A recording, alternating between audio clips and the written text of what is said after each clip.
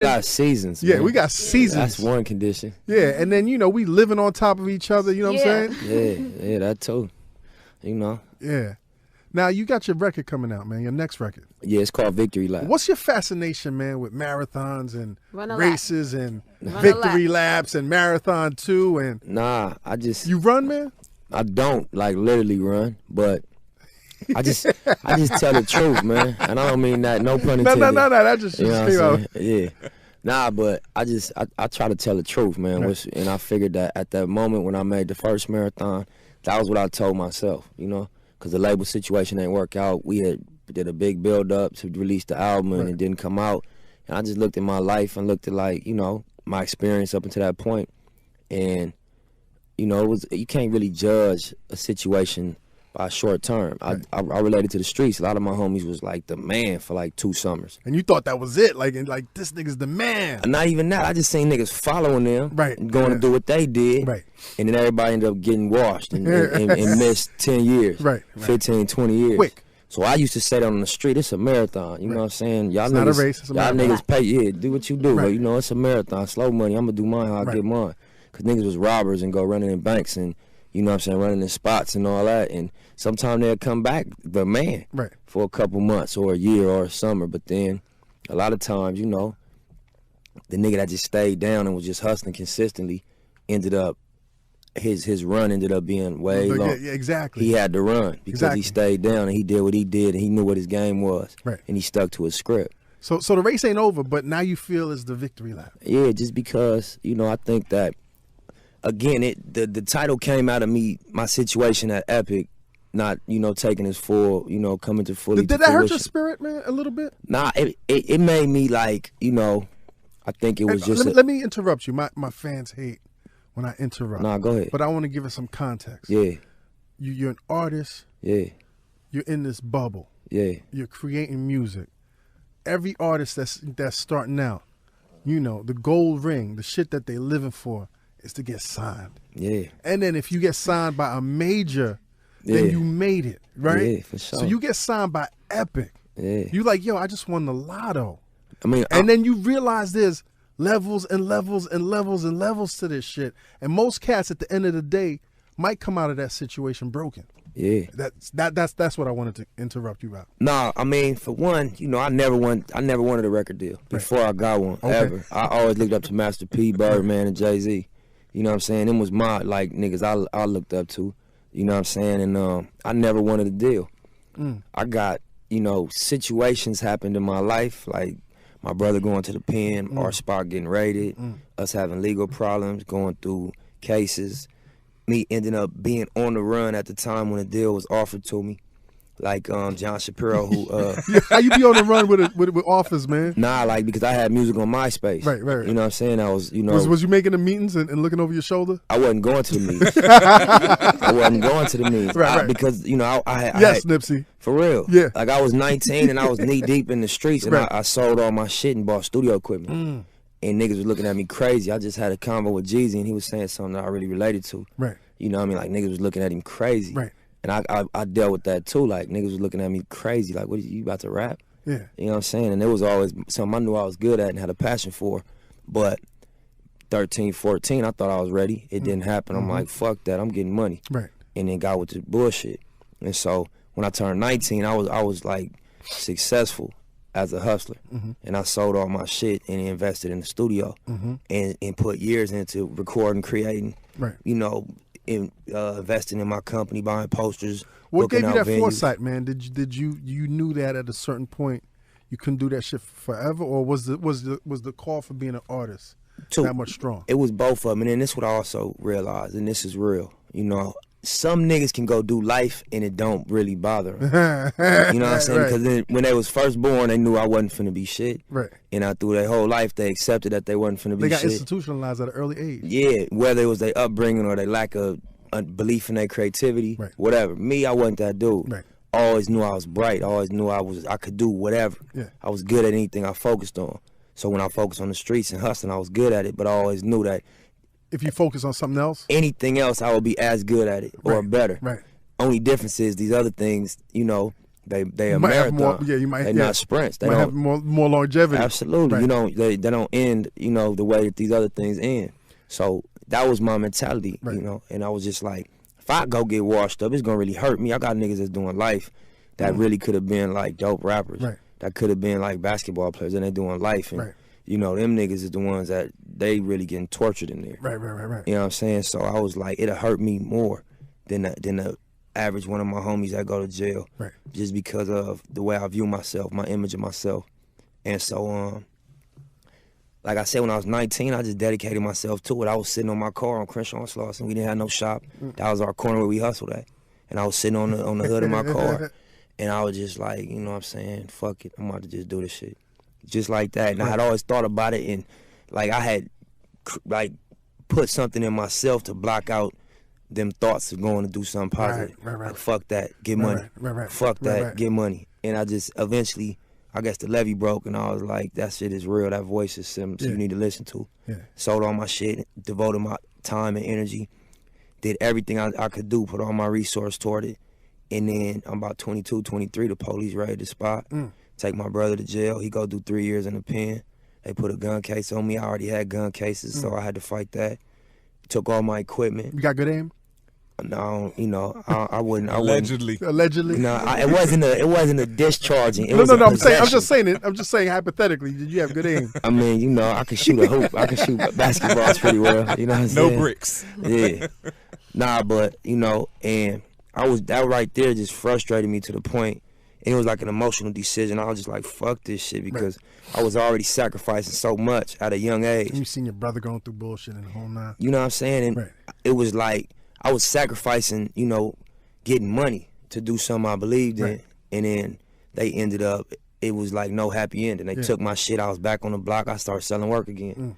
You know what I'm saying? And it was just like, I'm off, and I was like I had broken up with that dream. I was over that, and I wasn't with the back and forth relationships. Because I gave it my all, it didn't work at that time, and I was like, fuck it. That bitch don't love you. Period. And I ain't mad at it, but I ain't fucking with that bitch no more. Exactly. I'm back to what I know. Yeah. And I still have music on MySpace from that period when I was recording. MySpace rapper. Yeah, you know, and John Shapiro, who signed Sean Kingston to Epic, he kept reaching out to me. Like, Nip, man, fuck with me, bro. You got it. You know, I know rap, man. I'm a New York nigga, but I know rap, man. You got it, Nip. This shit right here. This is official. This is work legal right with me. here. Yeah, just work with me. I'm gonna put you in the studio. I'm like, fuck that. Can't no nigga put me in the studio. I'll put myself in the studio. And I'm not doing that no more. I already did that. You know what I'm saying? You missed that. That didn't work, bro. And he really begged me. And he set up studios sessions I, you know, agreed to go to, and I didn't show up. And, you know, one day he had came to the West, and he's like, come to the Beverly Center. I just want to holler at you and meet you, you know, personally. I went up there and talked to him because that was like, he got a movie opportunity. You know, and it'll be a check. I'm like, all right, well, if it's some bread, I'll come holler. So I go talk to him, and he was just like, man, just give me a month. You know what I'm saying? Just work with me for a month. I'll situate something for you. So we start recording, and he put an offer on the table. You know what I'm saying? And it was a situation at Epic. And at first I was like, you know, I don't really want to go to a major label. I want to do my shit indie. But I had started to work again, start to record again. And my niggas that was in the spot with me start like going to the studio with me, supporting it, recording with me. So now you helping not just yourself, but in a sense, your inner circle. I mean, we all did music at one point. We had a studio in our hood. And then that got shut down. I bought my studio. That became the outlet for our area. Then that got raided, and we was all back on the block. And we all had a chip on our shoulder, and we was all aggressive with our hustle at that time. And really was on some fucking shit. But then John Shapiro came through, and we was like, what y'all think? Niggas like, man, let's fuck it, let's try it. We started doing it. And, you know, he was like, I want you to meet with the people from Epic. You know what I mean? They in L.A., go to the Beverly Hills Hotel. So we go up there, and we meet with Brandon Creed, and I just kept it raw with him. Like, you know, my shit is about the culture of L.A., bro. L.A. important to the world. You know what I'm saying? This culture is real. I'm rapping about gangbanging. That's it. That's my pitch. You know what I'm saying? Here's the records, and, you know, holler back if y'all need to. And I was like, we get it, man. Let's do it. Woo, like, you know, call up your lawyers, and they offered us a deal. In the same time, one of my homeboys, Lil Shady Blue, went to jail for some shit that we got accused of doing together. And they raided the spot, and, you know what I'm saying, took him, found the camera that had pictures of me on the camera holding pistols and shit. And I went on a run because he was in jail for it already. Right. And I wanted to see what the outcome was going to be before I turned myself in. Right. And in the meantime, the deal was being negotiated with my lawyer. Is this driving you crazy though? Because you at that crossroad. Yeah. Where both your worlds is now colliding. Like, what's going on through your mind, my dude? I was just smoking a lot of cigarettes. Yes. You know what I'm saying? That was Newports? Definitely Newports. Newports. Black people love Newports. And that just represented my. I was just. But at that point, I kind of was so used to, like, you know. The bullshit that it wasn't surprising, right. But it was just like some more of this bullshit. Yeah. Who knows what's gonna happen? I just wanted to get the check so I could pay my lawyer and give my homie mama a couple dollars. Right. At worst. Amazing, you know what I'm saying? Mm-hmm. And look out for my nigga. And you know, I had to hide out. I you know what I'm saying, I went on the run and I hid out at my homeboy, Tiny G Bob house. And he let me stay there for some months, you know, rent free. We got a wife that he was living with. And you know how it is when you stay in somebody's house and you ain't paying rent. And they wife is in there. And they girl in the house is usually funny. Yeah. They was 100 about it. A word? They never tripped on me, never made me feel like I was imposing. That's amazing. Never made me feel, man, cook for me. You know what I'm saying? Go get weed for me. Let me bring my girl to the house. You know what I'm saying? And it would just never made me feel like I was imposing. Right. And, you know, the deal got ready. I flew to New York, signed the deal. Went to Jamaica, came back to LA. On the run. Yeah. All this on the run. All this on the run. I got stopped on the way back, and I'm thinking it was for the bullshit, but it was just, you know, random shit brought me to the back and let me go. So I'm like, all right, I ain't got a warrant, I'm good. When I came back from Jamaica, but the next day I was at my shop on Crenshaw and Slauson, and we got police in our area called Crash Police. Right. And them is like the gang police that, like, they come through and get to know you. You know what I'm saying? They come hop out, ask you questions, take your name, your address, your cell phone number, your social, when you ain't done nothing. Right. Just so they know everybody in the hood. They just cordially putting you in the system. They get to know you. Right. So if it be like a nigga with a Slauson boy on his right hand, they be like, oh, that's Nip. We know Nip. You know, or someone like, you know, with a cut on his neck or with a if you get a vague description. Cut neck. That's a little cut neck. They know who you are. Right. They get to know you. So, you know, two of them dudes pulled up in my shop. And every time they see me, I never run from them. A lot of the homies run from the police every time they see him. I don't never run. That time I got spooked and kind of slid into my store. Right. And I told the homie, like, lock the door. And he just sitting there looking dumbfounded, watching the police walk up. I'm like, lock the, we had a little buzz door. Right. I'm like, lock the door. Lock the door. And he just sitting there. He don't want to do nothing too fast in front of the police. Right. They walk right in, cuff me up. They thought I had a gun on me because, like I hid it on the shelf or something. Right. They check all the shelves. They don't find no gun. I'm like, why you run, Nip? You don't never run. I'm like, man, I got some bullshit traffic warrants. I ain't feel like going to jail tonight. They run my name like, you ain't got no traffic warrants. Why'd you run? I'm like, you know, I don't know, bro. I thought I had traffic warrants. I called down to the station, like, we got Nipsey. They're like, yeah, bring him in. And so right after I signed my deal, they took me to jail, held me with no bail. I had to fight my case. How long did this take place, man?